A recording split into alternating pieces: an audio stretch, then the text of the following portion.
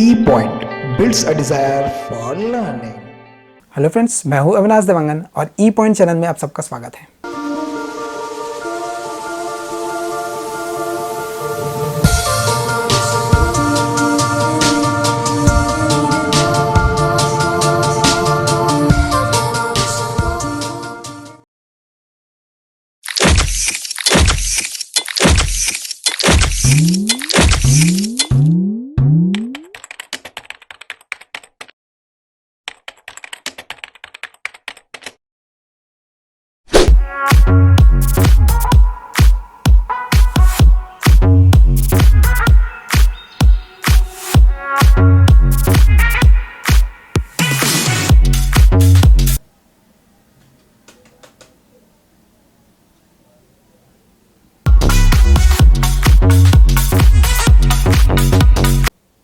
तो क्या आप इस सीन से कुछ समझ पाए?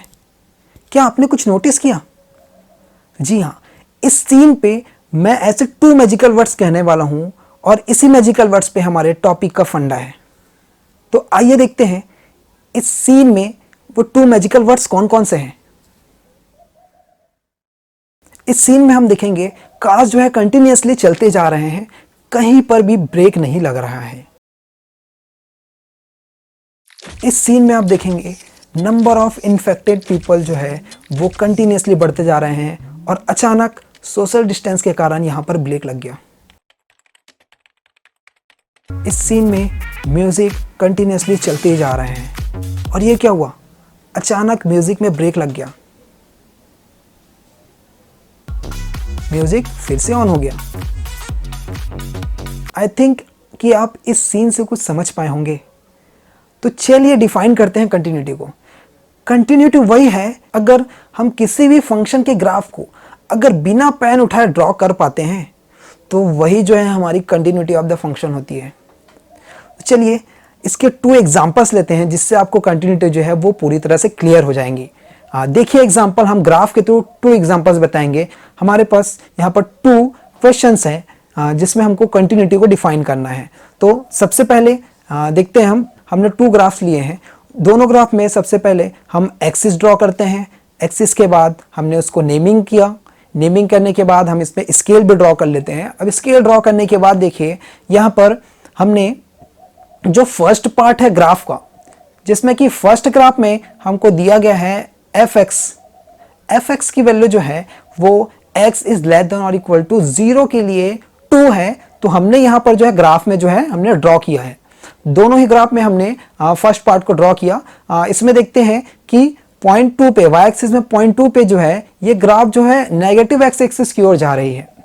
अब सेकंड इसका पार्ट अगर हम देखें तो सेकंड पार्ट में देखिए x इज ग्रेटर देन 0 के लिए एफ एक्स की वैल्यू 3 है फर्स्ट ग्राफ में, एंड सेकंड ग्राफ में अगर हम देखें तो इसमें f x is equal to 2 है x इज ग्रेटर देन 0 के लिए।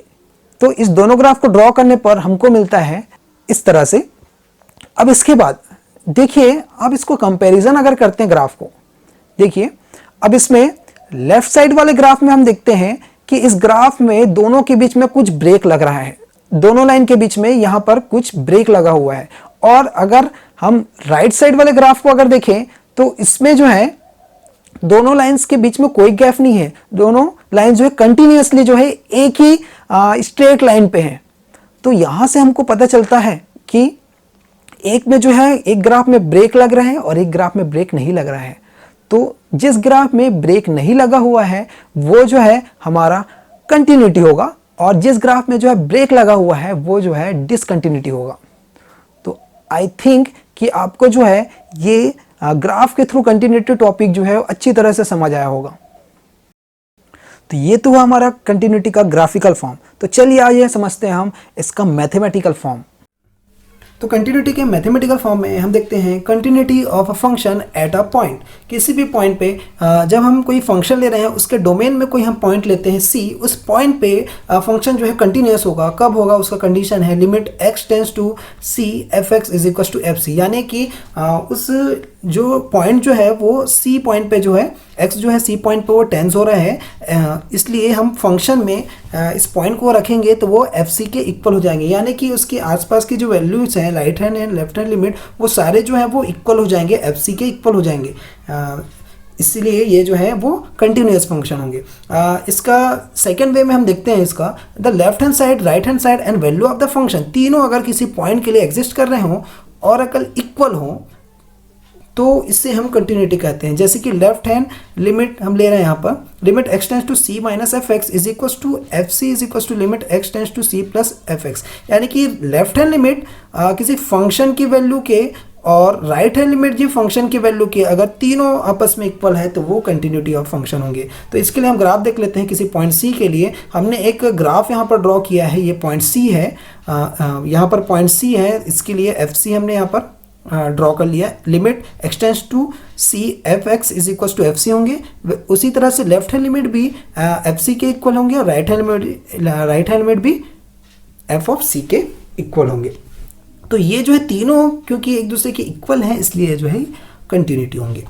अब नेक्स्ट इसका देखते हैं हम, continuity of a function in an interval. किसी इंटरवल में, अगर किसी ओपन इंटरवल हम देखें कि ओपन इंटरवल में उसके सारे पॉइंट के लिए, एवरी पॉइंट्स के लिए यहाँ पर अगर वो कंटिन्यूस है फंक्शन तो वो जो है हर एक पॉइंट पे जो है वो कंटिन्यूस है, इसलिए वो कंटिन्यूटी ऑफ फंक्शन होंगे।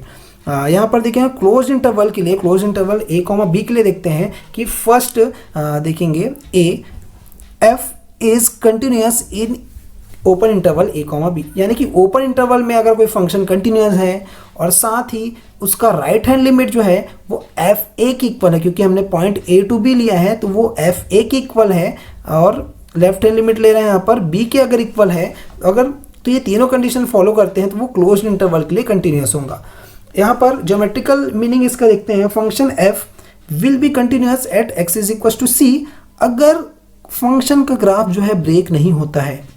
इस पॉइंट के लिए, यहाँ पर एक पॉइंट है c कॉमा एफ सी, इस पॉइंट के लिए अगर कोई फंक्शन का ग्राफ ब्रेक नहीं हो रहा है यानी कि वो कंटिन्यूस फंक्शन है या कंटिन्यूटी ऑफ फंक्शन है।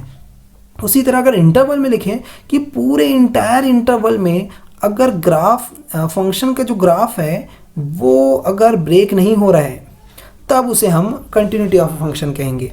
इसके लिए हम देखते हैं ग्राफ, यहाँ पर हमने एक पॉइंट लिया है c कॉमा एफ सी लिया है, यहाँ पर x एक्सिस में पॉइंट c लिए हैं और y एक्सिस में एफ सी लिए हैं, इसलिए यहाँ पर हमको ये पॉइंट मिला। इस पॉइंट में देखिए ये जो ग्राफ बना हुआ है वो कहीं से ब्रेक नहीं हो रहा है, इसलिए ये इंटायर फंक्शन में ब्रेक नहीं हो रहा है एफ एक्स के लिए, तो इसको हम कंटिन्यूटी ऑफ अ फंक्शन कहेंगे।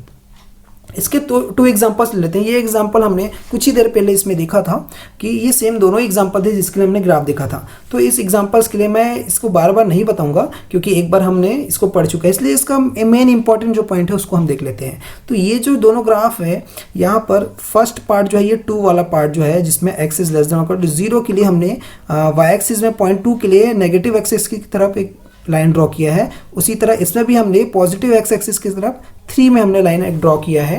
यहाँ पर देखेंगे एक ब्रेक हो रहा है और इसमें हमने जब दोनों में ड्रॉ किया तो यहाँ पर कोई ब्रेक नहीं हुई है, कंटिन्यूसली जो है स्ट्रेट लाइन में ऐसा चलते जा रहा है। तो यहाँ पर क्योंकि ब्रेक हो गया है कि अगर हम कोई पेन से अगर इस पेन से इसको ग्राफ को अगर हम ड्रॉ करते हैं तो 2 यहाँ तक जाने के बाद हमको पेन को उठाना पड़ेगा, फिर से 3 में एक लाइन हमको ड्रॉ करना पड़ेगा।